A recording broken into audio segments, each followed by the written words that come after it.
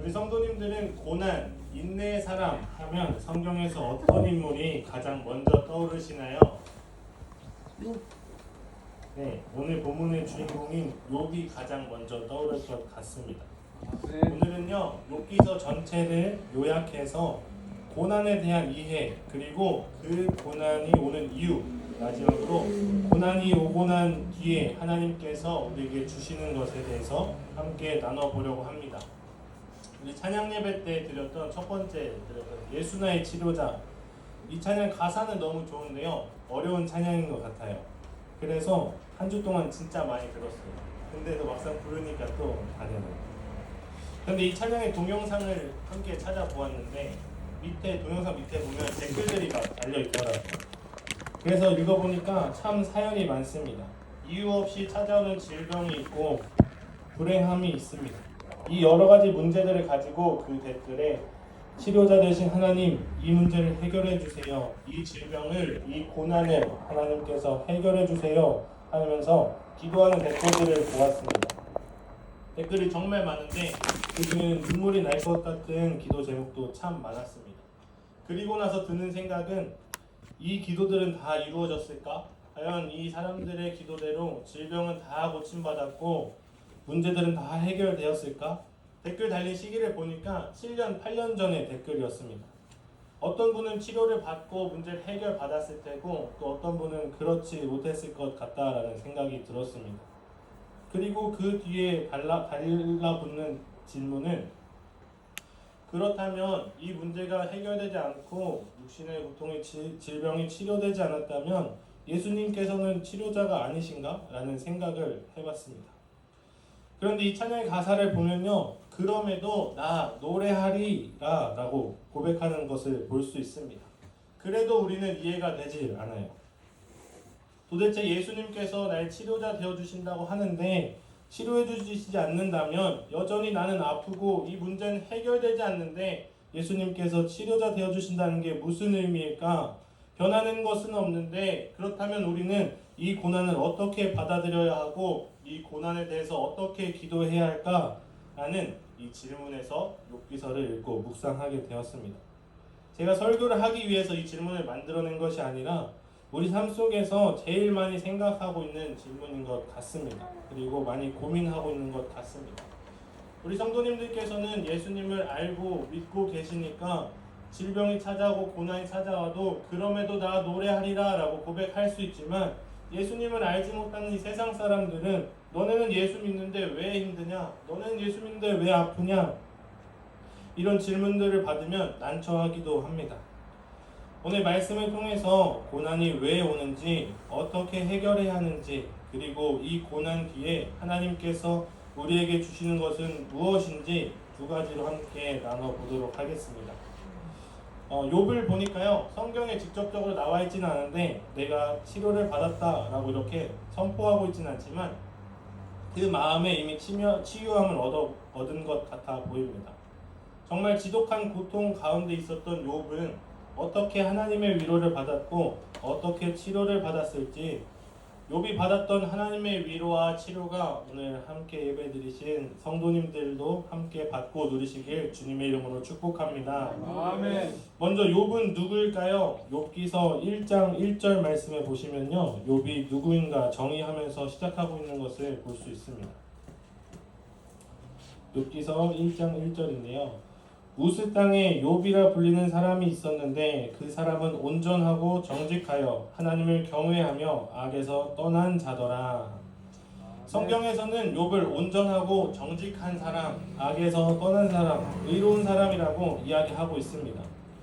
쭉 살펴보시면 알겠지만 욥이 의로운 사람인지 죄인인지 논쟁을 하는데요.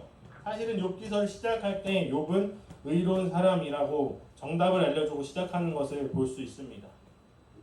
그런데 이 의로운 사람 욥에게 고난이 찾아옵니다. 아라비아 남부의 사람 스바 사람이 갑자기 공격을 해서 가축들이 다 죽습니다.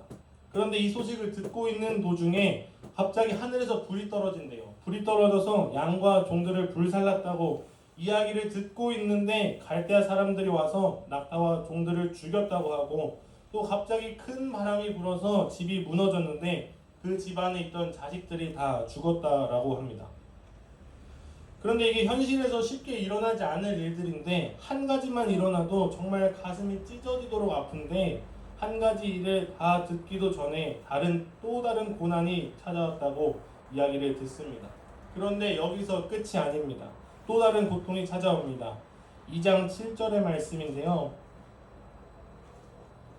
사탄이 이에 여호와 앞에서 물러가서 욥을 쳐서 그의 발바닥에서 정수리까지 종기가 나게 한지라. 온몸에 종기가 난 것을 볼 수 있습니다. 종기가 하나만 나도 잘못해서 건드리면 정말 아픈데 몸이 움찔할 정도로 아픈데 발바닥에서부터 정수리까지 종기가 났다고 합니다. 생각만 해도 정말 아찔합니다. 멀리서 봤을 때 욥인 거를 알아볼 수도 없을 정도로 종기가 심하게 났다고 합니다. 보통 상황이 아닙니다. 의로운 사람 욥에게 이런 고난이 찾아왔습니다. 그렇다면 의로운 사람 욥은 이 고난에 어떻게 반응했을까요? 제가 4개의 말씀을 읽어드리겠습니다. 이 말씀 속에서 욥은 이 고난에 대해서 이렇게 반응했구나 하고 한번 정답을 찾아보시면 좋을 것 같습니다. 첫 번째 말씀은요, 2장 10절의 말씀입니다. 우리가 하나님께 복을 받았은즉 화도 받지 아니하겠느냐라고 이야기합니다. 3장 1절 말씀은요, 그 후에 욥이 입을 열어 자기의 생일을 저주하니라. 9장 4절 말씀은요, 그는 마음이 지혜로우시고 힘이 강하시니. 10장 3절 말씀은요, 주께서 주의 손으로 지으신 것을 학대하시며 멸시하시고 악인의 꾀에 빛을 비추시기를 선히 여기시나이까 라고 고백하고 있습니다. 이 네 구절의 말씀을 보았을 때 욥은 고난 앞에 어떻게 반응하고 있는 것 같아 보이시나요? 한마디로 정의할 수가 없습니다. 왜냐하면 오락가락 하고 있어요. 우리가 화를 받을 수 있지 하면서 넘어가다가 자기 생일을 또 저주하고요. 또 하나님은 지혜로우시고 힘이 강하시다라고 찬양하다가 하나님이 자기가 지으신 것을 학대하고 계시다라고 이야기하고 있습니다. 욥은요, 이 고난에 이렇게 오락가락하면서 반응하고 있어요. 왜 오락가락할까요? 왜 본인에게 이런 고난이 찾아왔는지 본인도 알 수 없기 때문입니다. 모르고 있는 거예요. 왜 나에게 이런 고난이 찾아왔는지 모르는 거예요. 우리가 흔히 늘 욥을 인내의 사람이다 라고 들어서 그렇게 알고 있습니다. 그런데 오늘 말씀을 보시면 그렇게 인내만 하고 있는 것 같아 보이지 않습니다. 화도 내고 있고 원망도 하고 있고 인내만 하고 있지는 않습니다. 욥도 지금 이 고난이 나에게 알 수 없는 이유 없이 찾아온 이 고난을 어떻게 생각해야 하는지 잘 모르는 것입니다. 그러다가 욥의 친구 3명이 등장합니다. 그리고 여러 장에 걸쳐서 논쟁을 하는데요.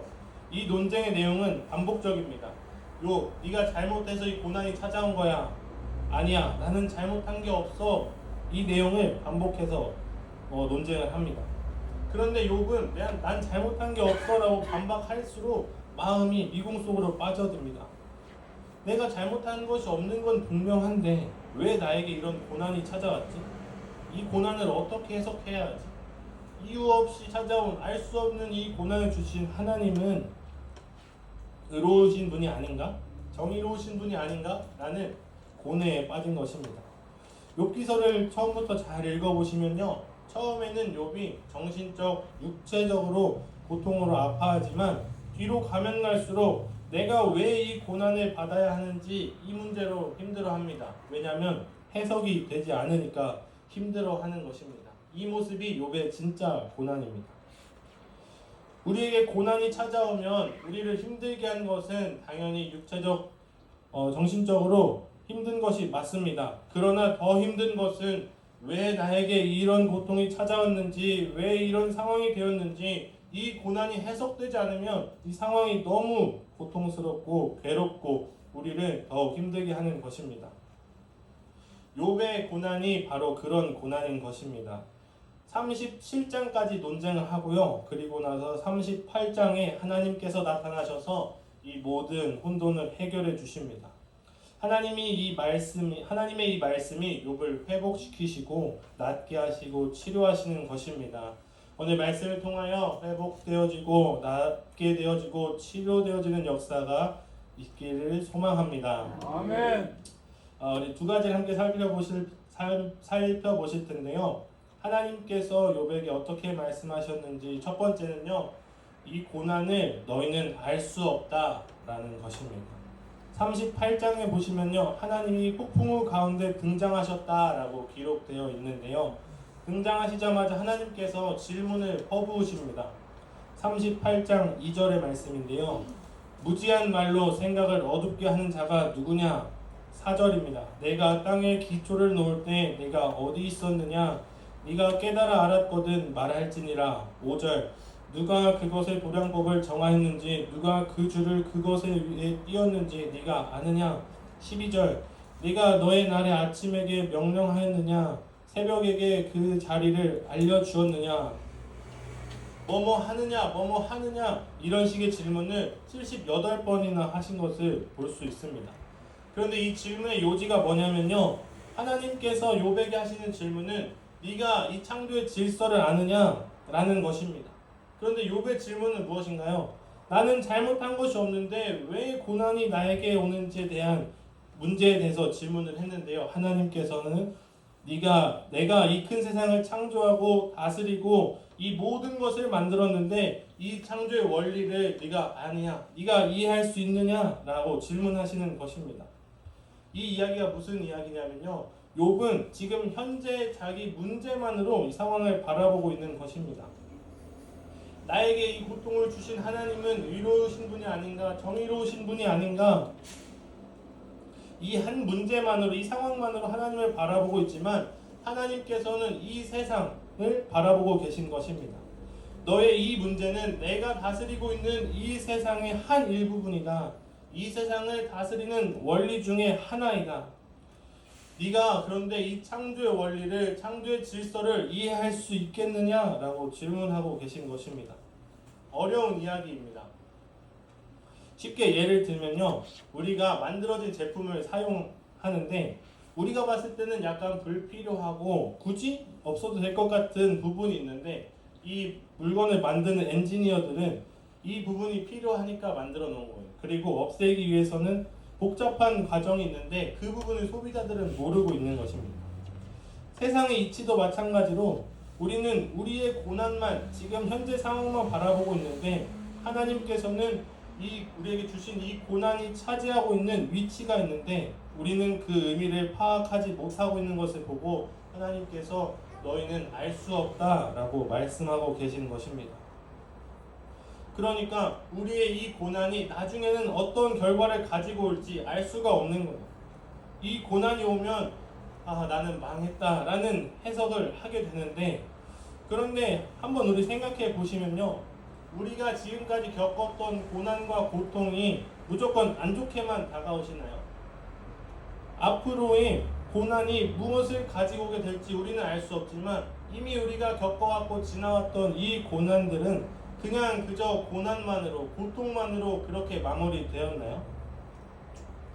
많은 사람들의 간증을 들어보면 고난과 고통으로 인해서 예수를 만나게 되었고 그 고난으로 인해서 하나님을 더 찾게 되었고 그 고난으로 인해서 신앙의 회복이 일어나고 가정의 회복이 되었다라는 간증을 많이 듣습니다. 그런데 이러한 간증은 어느 특별한 한 사람에게만 일어나는 간증인가요? 한번 잘 생각해 보시면 좋겠습니다. 우리는 살면서 정말 많은 고난을 겪습니다. 그런데 이 고난이 우리를 힘들게 하지만 우리에게 주는 참 영향도 있습니다.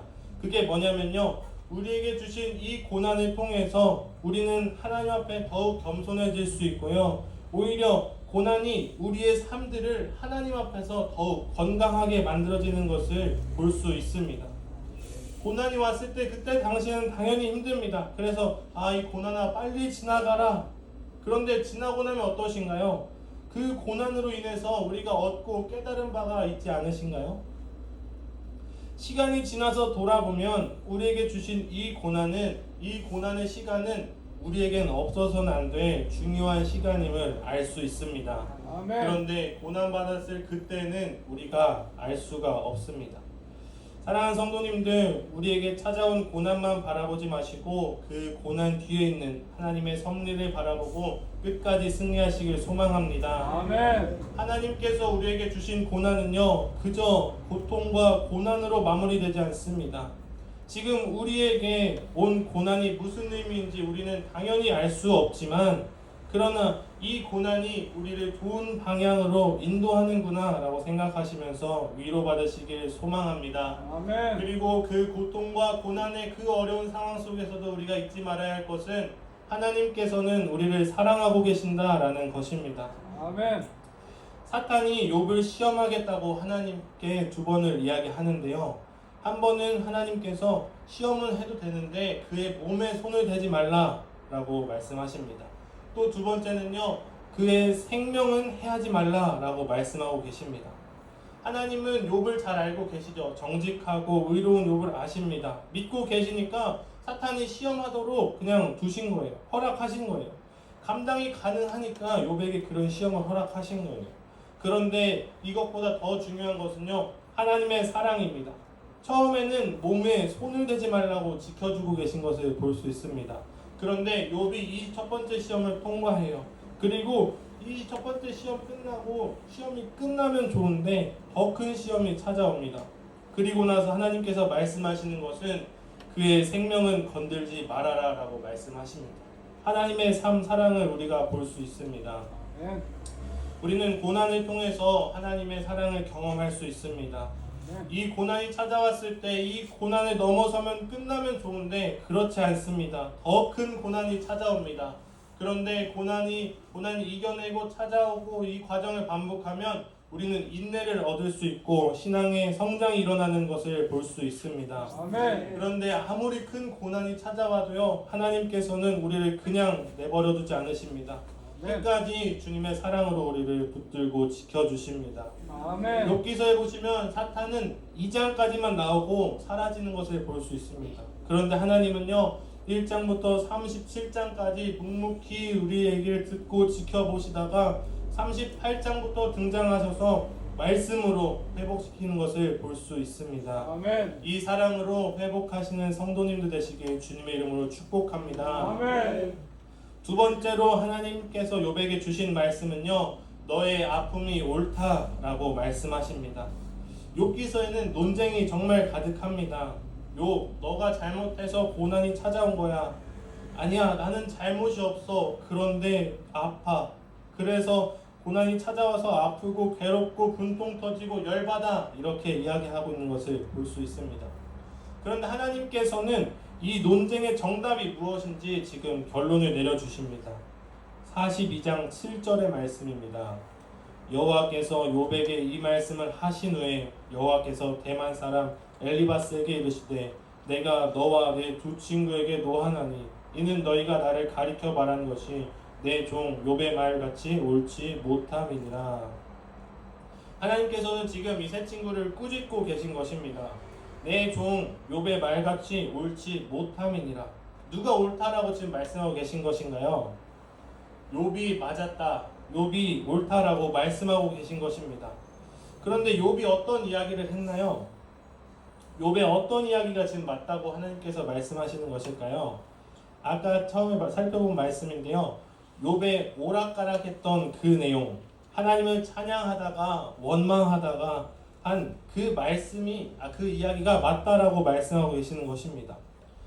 욥의 그 오락가락한 그 말 한마디 한마디, 찬양하고 원망했던 그 말이 옳다라는 것이 아니라 욥의 오락가락한 그 내용, 그 반응이 맞다라고 말씀하시는 것입니다. 욥은 그래도 된다. 욥이 그랬던 그 오락가락했던 그 상황은 맞다, 옳다라고 말씀하시는 것입니다. 왜냐하면요, 욥은 잘못한 것이 없기 때문입니다. 하나님이 주신 고난이니까 욥은 그래도 된다라는 것이에요. 잘못한 게 없이 찾아온 고난이니까 당연히 욥은 해석할 수가 없죠. 잘못한 것이 없으니까. 그러니까 욥이 오락가락했던 것은 아파하고 눈물 흘리고 원망하고 분통하고 하는 것은 하나님께서 옳다라고 인정해 주시는 것입니다. 우리도 마찬가지입니다. 우리에게 고난이 찾아올 때 우리 반응은 어떤가요? 무조건 넘어지고 실패하고만 하진 않습니다. 고난이 올 때 우리는 여기에도 그럼에도 하나님의 뜻이 있겠지라고 생각하고 기도합니다. 찬양합니다. 그러다가 또 하루가 지나면 왜 나에게 이런 일이 찾아왔나 하면서 원망을 하고요. 감당할 수 없으니까, 감당이 안 되니까 이랬다 저랬다 하는데, 하나님께서 고난에 반응하는 우리의 이런 상황을 책망하고 계신 것이 아니라, 네가 하는 그 상황, 네가 하는 그 표현이 맞다, 그 반응이 맞다, 옳다라고 말씀하시는 것입니다. 왜요? 네가 잘못해서 찾아온 고난이 아니니까 내가 너에게 준 고난, 이 고난 이겨내려고 분투하고 애쓰고 노력하고 아파하는 것, 그게 옳다라고 말씀하시는 것입니다. 고난이라는 것은 당연히 아프고 힘든데 그게 우리가 잘못됐다라는 것이 아니에요. 이 고난 앞에서 울고 아파하고 힘들어한다고 책망하는 아버지가 어디 있을까요? 우리 라엘이가 분유를 먹으면 소화를 못 시킬 때가 있습니다. 그래서 막 울어요. 그러면 등도 두들겨주고 안아주고 하는데, 때로는 속이 안 좋으면 엉엉 울죠.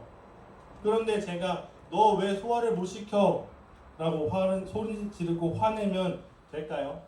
그런 아버지가 있을까요? 그럼 나쁜 사람이겠죠. 라엘이가 잘못해서 소화를 못 시키는 것이 아닌데 그거 가지고 화내면 당연히 잘못된 것이죠. 고난도 마찬가지입니다.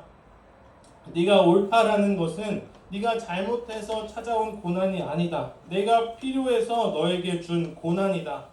그거 견뎌내다가 인내하다가 아프고 힘들고 괴롭고 원망하면서 나에게 따져서 물어도 그럴 수 있다. 그게 옳다라고 말씀하시면서 인정해 주시는 것입니다. 사랑하는 성도님들, 고난 중에 아파도 됩니다. 힘들어도 됩니다. 그게 당연한 것입니다. 그런데 아프고 안 아프고가 중요한 것이 아니라 이 고난을 끝까지 견디는 것이 중요한 것입니다. 이 고난을 끝까지 해내는 것이 중요한 것입니다. 지금은 혼자 소화시키지 못해서 답답해서 울고 힘들어하고 있지만 결국엔 우리 할아버지가 라엘이를 소화시켜 주시니까 라엘이가 소화가 되는 것입니다. 그것이 우리가 고난을 대하는 자세인 것입니다. 우리는 우리 스스로 고난을 해결하고 이겨낼 수가 없습니다. 당연합니다. 넘어지고 쓰러질 수 있습니다. 당연합니다. 그런데 우리에게는 우리를 소화시켜 주실 하나님이 계십니다. 아멘. 혼자 소화시키지 못한다고 책망하지 않으십니다. 아멘. 우리가 소화될 때까지, 그 고난을 이겨낼 때까지 안아서 등 두들겨 주시는 것이 하나님의 참된 사랑인 것입니다. 아멘. 우리가 겪고 있는 이 고난 중에 이 은혜를 경험하면서 넉넉히 승리하시는 성도님들 되시길 주님의 이름으로 축복합니다. 아멘. 그리고 결론의 말씀입니다. 이 모든 고난을 이겨낸 후에 하나님께서 욥에게 주시는 것은 무엇인가요? 오늘 본문 말씀 42장 12절 말씀인데요. 함께 읽어보실까요? 여호와께서 욥의 말년에 욥에게 처음보다 더 복을 주시니 그가 양 14,000과 낙타 6,000과 소 1,000겨리와 암나귀 1,000을 두었고. 아멘. 욥의 말년에 욥의 처음보다 더 복을 주셨다라고 말씀하고 있습니다. 아멘. 사랑하는 성도님 여러분, 하나님께서는 고난을 그저 고통과 고난으로 주시지 않습니다.